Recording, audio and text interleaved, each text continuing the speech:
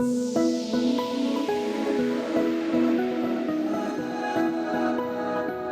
I'm James Graham, CEO and Managing Director of Recce Pharmaceuticals Limited. Recce Pharmaceuticals is listed on the Australian Stock Exchange and the Frankfurt Stock Exchange under ticker codes RCE and R9Q. We are an infectious disease company commercialising a new class of infectious disease products. As an infectious disease company, we really focus upon our antibacterial arm and our antiviral capabilities. We have the first new class in over 30 years as part of our antibiotics division. For our program Recce 327, focused on sepsis, septicemia or blood poisoning, the US FDA awarded us a QIDP designation or a Qualified Infectious Disease Product designation, which provides us 10 years market exclusivity above and beyond our patent position, government backed in the USA, plus fast track regulatory review for the life of the regulatory process.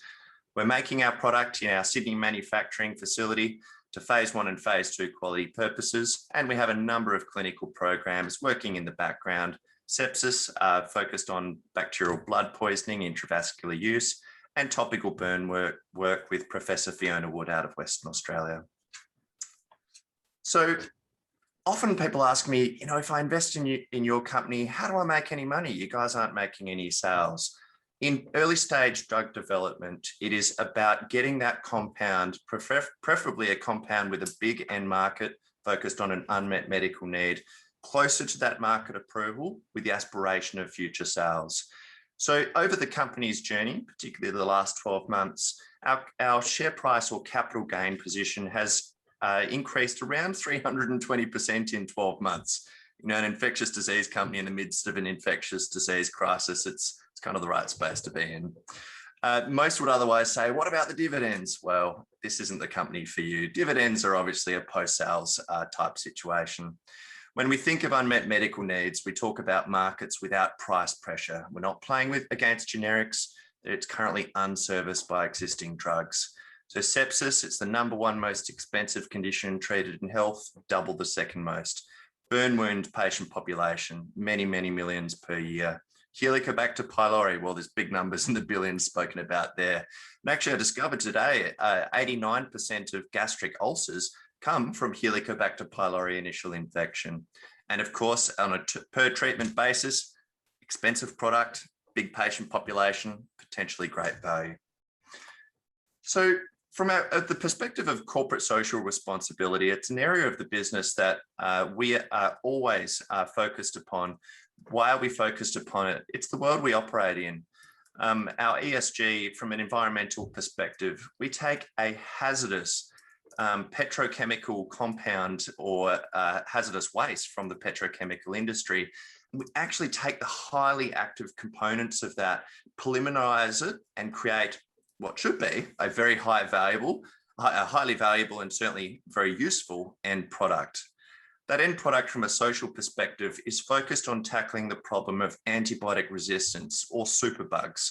So the problem, of course, where bacteria mutate and antibiotics no longer work is what we're fundamentally using that hazardous previous raw material in its end form.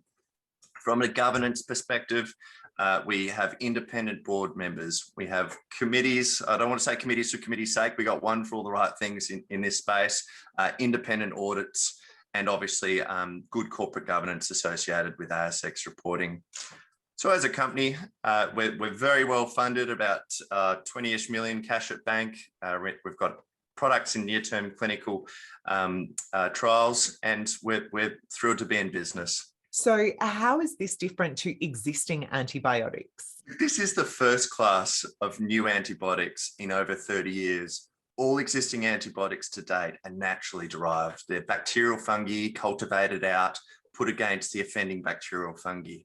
And really, if you think of it like a lock and a key, you've got the antibiotic and you've got the bacteria. The two come together with a specific mechanism, but when that bacteria mutates to survive, which it always has and it always will, it just no longer works. So we began with first principles in mind, overcoming nature's shortcomings, and we've designed ours with specific mechanisms to be attracted to the protein and interact with the protein of that bacteria, regardless of its mutated form.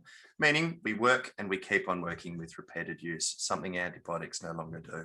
And what are the company's immediate priorities? Well, we have two clinical programs working. One is our sepsis intravascular program out of Adelaide CMAX facility. The other is led by Professor Fiona Wood and colleagues, world-leading burns expert out of Western Australia, utilising the compound on a vulnerable burns patient population. Yes, our Sepsis Society is a wonderful clinical data point to come to be available later this year, but I really like what could be seen as a sign of new hope in the fight against superbugs indicated on that vulnerable burns patient population. So I want to see those data points and the global relevance that could be.